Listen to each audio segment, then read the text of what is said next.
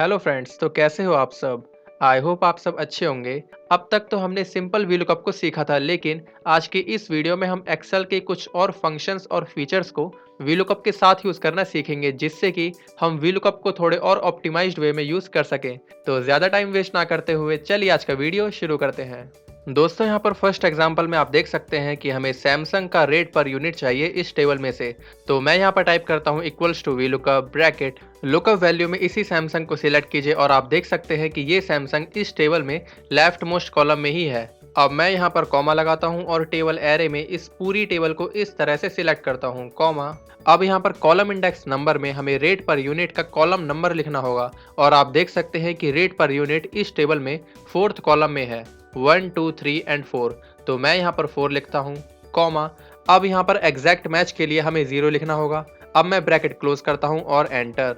तो आप देख सकते हैं कि इसने हमें सैमसंग का रेट पर यूनिट बता दिया है। लेकिन अगर मैं यहाँ पर सैमसंग की जगह पर वीवो टाइप करता हूँ तो आप देख सकते हैं कि इसने हमें एनए एरर दिया, क्योंकि वीलुकअप फंक्शन को इस टेबल के लेफ्ट मोस्ट कॉलम में वीवो मिला ही नहीं। लेकिन इस तरह से एनए एरर आना देखने में अच्छा नहीं लगता। अगर वीलुकअप को कोई प्रोडक्ट इस टेबल में नहीं मिलता तो उसकी जगह पर डेटा नॉट फाउंड लिखा आना चाहिए, जो कि देखने में मीनिंगफुल भी लगता है। लेकिन हम इसे कैसे करेंगे दोस्तों? इसके लिए मैंने आपको एक फंक्शन बताया था जो है इफ एरर फंक्शन।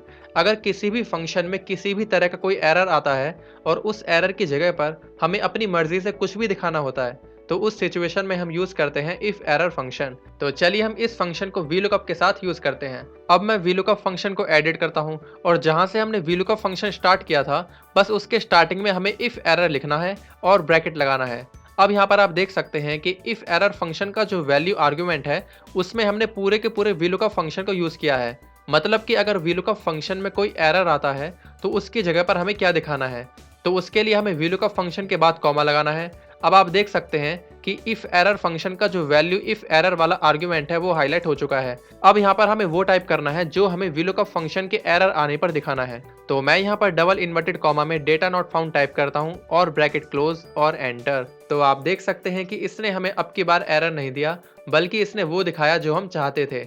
हम यहाँ पर एरर की जगह पर डेटा नॉट फाउंड दिखाना चाहते थे, तो इसने हमें आउटपुट में भी वही दिया। अब जैसे ही मैं यहाँ पर नोकिया लिखता हूँ तो आप देख सकते हैं कि इसने हमें नोकिया का रेट पर यूनिट बता दिया है। इसका मतलब ये है कि इफ एरर फंक्शन तभी काम करेगा जब वीलुकअप फंक्शन में कोई एरर आएगा।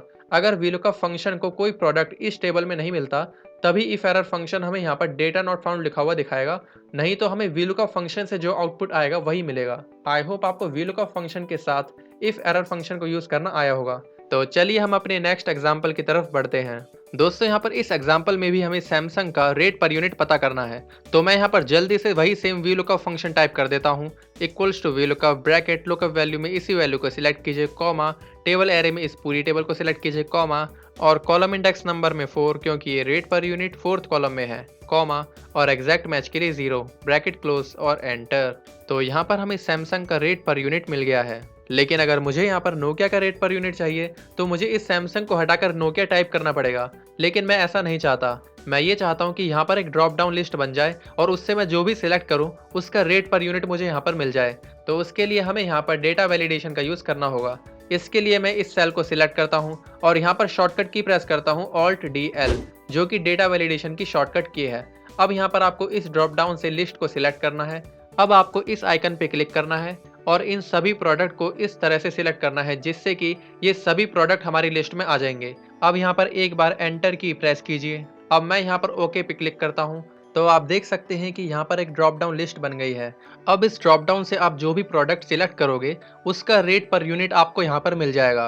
आई होप आपको ड्रॉप डाउन लिस्ट के साथ वीलुकअप फंक्शन को यूज करना आया होगा। तो चलिए हम अपने नेक्स्ट एग्जाम्पल की तरफ बढ़ते हैं। दोस्तों, हमारा नेक्स्ट एग्जाम्पल तो सेम ही है। यहाँ पर भी हमें सैमसंग का रेट पर यूनिट पता करना है, लेकिन अब की बार हमें वीलुकअप का जो टेबल एरे आर्गुमेंट होता है उसमें हमें इस पूरी टेबल को सिलेक्ट नहीं करना, बल्कि हमें कुछ ऐसा करना है जिससे कि हमें बार बार इस टेबल को सिलेक्ट ना करना पड़े। क्योंकि ऐसा हो सकता है कि आपके पास एक ऐसी टेबल हो जो बहुत ही बड़ी हो और आपको बार बार उसी टेबल को सिलेक्ट करना पड़ता हो। तो उस कंडीशन में आप एक काम कर सकते हैं, उस पूरी टेबल को सिलेक्ट करके उसको एक नेम दे सकते हैं, जैसे कि मैं यहाँ पर दे रहा हूँ। यहाँ पर मैं इस पूरी टेबल को इस तरह से सिलेक्ट करता हूँ और यहाँ पर नेम बॉक्स में इसको मैं क्लियर करता हूँ और यहाँ पर मैं जो भी इस टेबल को नाम देना चाहता हूँ वो मैं टाइप करता हूँ। तो यहाँ पर मैं टाइप करता हूँ माई डेटा। अब मैं यहाँ पर एंटर करता हूँ तो आप देख सकते हैं कि इस पूरे सिलेक्टेड एरिया का नाम माई डेटा हो चुका है। अब हम इस नेम को कहीं पर भी यूज कर सकते हैं। हम जहाँ भी इस नेम को यूज करेंगे ये पूरी की पूरी टेबल ऑटोमेटिक सिलेक्ट हो जाएगी। मैं आपको ये करके दिखाता हूँ। यहाँ पर मैं टाइप करता हूँ equals to VLOOKUP bracket lookup value में सैमसंग को सिलेक्ट कीजिए कॉमा। अब यहाँ पर टेबल एरे में हमें इस तरह से इस पूरी टेबल को सिलेक्ट नहीं करना है, लेकिन अब क्योंकि मैंने इसे सिलेक्ट कर लिया है तो इसी के साथ आप VLOOKUP फंक्शन के टेबल एरे आर्गुमेंट में देख सकते हैं कि इस पूरी रेंज का नेम लिखा हुआ आया है जो अभी हमने थोड़ी देर पहले लिखा था, जो कि माई डेटा है। मतलब कि आप जब भी इस रेंज को सिलेक्ट करोगे तो यहाँ पर माई डेटा ही लिखा आएगा। अब मैं इस माई डेटा को क्लियर करता हूँ और यहाँ पर मैं मैन्युअली टाइप करता हूँ माई डेटा। तो आप देख सकते हैं कि ये पूरी की पूरी रेंज ऑटोमेटिक सिलेक्ट हो चुकी है। तो यही फायदा होता है किसी भी रेंज को नेम देने का। जब भी आपके सामने कोई ऐसी ज़रूरत आए कि आपको बार बार उस पूरी टेबल को सिलेक्ट नहीं करना, तो आप एक बार उस पूरी टेबल को नेम दे दीजिए और आप हर बार उस नेम को यूज़ कर सकते हैं। अब मैं यहाँ पर कॉमा लगाता हूँ और कॉलम इंडेक्स नंबर में रेट पर यूनिट के लिए 4, कॉमा और एग्जैक्ट मैच के लिए 0, ब्रैकेट क्लोज और एंटर। तो आप देख सकते हैं कि हमें हमारा आउटपुट मिल चुका है। आई होप आपको नेमिंग रेंज को VLOOKUP के साथ यूज करना आया होगा। तो चलिए हम अपने नेक्स्ट एग्जाम्पल की तरफ बढ़ते हैं। दोस्तों अब यहाँ पर लास्ट एग्जाम्पल में हम VLOOKUP को एक फॉर्मूला एलिमेंट की तरह यूज करेंगे। मतलब कि अब सिंपल VLOOKUP लगाने से काम नहीं चलेगा, आपको VLOOKUP तो लगाना ही है, लेकिन आपको जो एक कंडीशन दे रखी है उसे भी आपको VLOOKUP के साथ कैलकुलेशन में यूज करना है। यहाँ पर आप देख सकते हैं कि हमें सैमसंग के 10 यूनिट्स का टोटल अमाउंट पता करना है। तो यहाँ पर मैं टाइप करता हूँ equals to VLOOKUP bracket lookup value में सैमसंग को सिलेक्ट कीजिए कॉमा, टेबल एरे में इस पूरी टेबल को सिलेक्ट कीजिए कॉमा।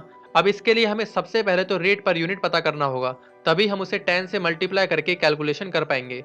तो यहाँ पर मैं रेट के लिए 4 टाइप करता हूँ कॉमा और एग्जैक्ट मैच के लिए 0, ब्रैकेट क्लोज और एंटर। तो आप देख सकते हैं कि अभी तो हमें VLOOKUP से रेट पर यूनिट पता लगा है, मतलब कि सैमसंग के एक यूनिट का रेट क्या है। अब यहाँ पर हमें सिर्फ एक यूनिट का रेट पता नहीं करना, हमें यहाँ पर 10 यूनिट का रेट पता करना है। तो हमें इस वैल्यू को 10 से मल्टीप्लाई करना होगा। तो मैं इस फंक्शन में एडिट करता हूँ। अब आपको VLOOKUP के आउटपुट के साथ कुछ भी मल्टीप्लाई करना है, डिवाइड करना है, ऐड करना है या फिर सब्सट्रैक्ट करना है, वो आप इस VLOOKUP फंक्शन के बाद कर सकते हैं। जैसे कि यहाँ पर हमें VLOOKUP के आउटपुट के साथ 10 से मल्टीप्लाई करना है, तो यहाँ पर मैं एंड में मल्टीप्लाई करने के लिए स्टार लगाता हूँ और यहाँ पर 10 टाइप करता हूँ और एंटर। तो आप देख सकते हैं कि VLOOKUP से जो भी आउटपुट आया था वो 10 से मल्टीप्लाई हो चुका है और हमें हमारा डिजायर्ड आउटपुट मिल चुका है। लेकिन ये तो है स्टैटिक अप्रोच, इसमें हमारा ये जो फॉर्मूला है ये इस यूनिट वाले सेल से कनेक्टेड नहीं है। मतलब कि अगर हमें कभी यूनिट को चेंज करना पड़े तब हमें फॉर्मूले के अंदर जाके मैनुअली चेंज करना पड़ेगा, लेकिन हम ऐसा नहीं चाहते। हम इस फॉर्मूले को डायनेमिक बनाना चाहते हैं। मतलब कि अगर हम इस यूनिट वाले सेल में यूनिट को चेंज करें तो वो भी ऑटोमेटिक हमारी कैलकुलेशन का पार्ट बन जाए। इसके लिए मैं फिर से इस फॉर्मूले में एडिट करता हूँ। बस यहाँ पर मैंने ये जो 10 मैनुअली टाइप किया था इसको मैं यहाँ से हटाता हूँ और जिस सेल में 10 लिखा हुआ है मैं उसी यूनिट वाले सेल को इस तरह से सिलेक्ट करता हूँ और एंटर। तो आप देख सकते हैं कि अब की बार भी हमें सेम आउटपुट मिला, लेकिन इस आउटपुट और पिछले वाले आउटपुट में फ़र्क है। ये वाला जो आउटपुट है ये इन दोनों ही सेल पे डिपेंडेंट है। मतलब कि अगर मैं यहाँ पर यूनिट में 10 की जगह पर 20 कर देता हूँ तो आप देख सकते हैं कि हमारा आउटपुट भी उसी के अकॉर्डिंग चेंज हुआ है। इसी तरह से अगर मैं यहाँ पर सैमसंग की जगह पर नोकिया कर देता हूँ तो आप देख सकते हैं कि हमें यहाँ पर जो आउटपुट मिला है वो नोकिया के 10,000 को 20 से मल्टीप्लाई करने के बाद ही मिला है, जो कि 2 लाख ही होता है। आई होप आपको आज की वीडियो में VLOOKUP के ये सभी यूज समझ आ गए होंगे। अगर फिर भी आपका कोई डाउट है तो उसे कमेंट सेक्शन में मेंशन कीजिए, मैं आपके डाउट को जरूर क्लियर करूंगा। प्रैक्टिस के लिए इस वर्कबुक का डाउनलोड लिंक आपको डिस्क्रिप्शन में मिल जाएगा, वहां से डाउनलोड करके आप प्रैक्टिस कर सकते हैं। अगर आपको ये वीडियो पसंद आई है तो प्लीज़ इस वीडियो को लाइक कीजिए, चैनल को सब्सक्राइब कीजिए और जितना हो सके इस वीडियो को शेयर कीजिए। मिलते हैं अगले वीडियो में। Thank you.